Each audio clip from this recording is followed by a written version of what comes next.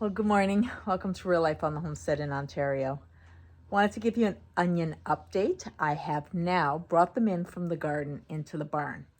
And I intended to leave them out there just a few more days, but the nights have been so cool and there's so much dew on them in the morning, I don't want them to rot. So what I did is I've brought them in the barn, and let me show you what I've done.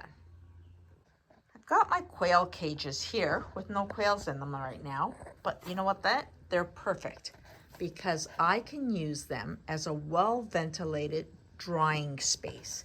Now, what's really important is the onions are over the wire. However, laying the greens off to the side is the smartest thing you can do, because this way no moisture will be left around the onions. And I apologize for the lighting in here, but I'm in the barn. Remember, this is real life. So what I've done is draped all the greens along the sides of the cages with the onions on top.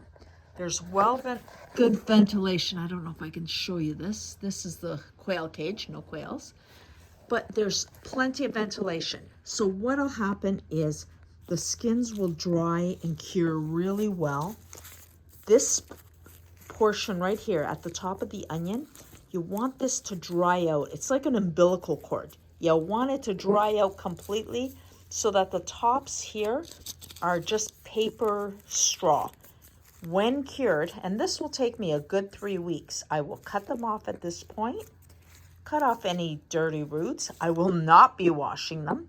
And then I'm going to put them in mesh bags and hang them in cold storage. What I like to use, let me just grab from the side here.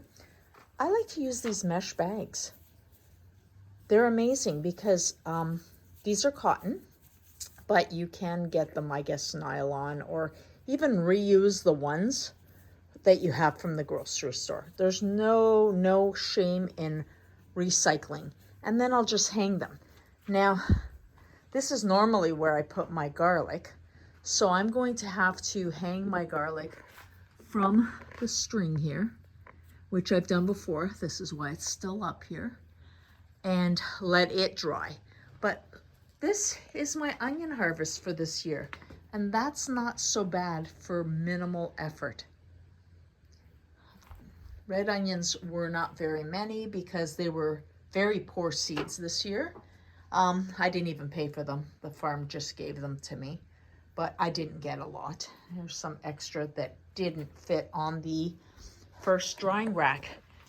Anyway, very short video. I did want to show you the update of the onions and just remind you that if it's damp outside, best to just bring them in and let them dry in a good, well-ventilated, dark spot, and your onions will cure beautifully. And then you could just store them for most of the winter. For now, we'll talk to you next time. Thanks for joining me. Don't forget to like, share, and subscribe to our channel. I really appreciate it. Have a great day.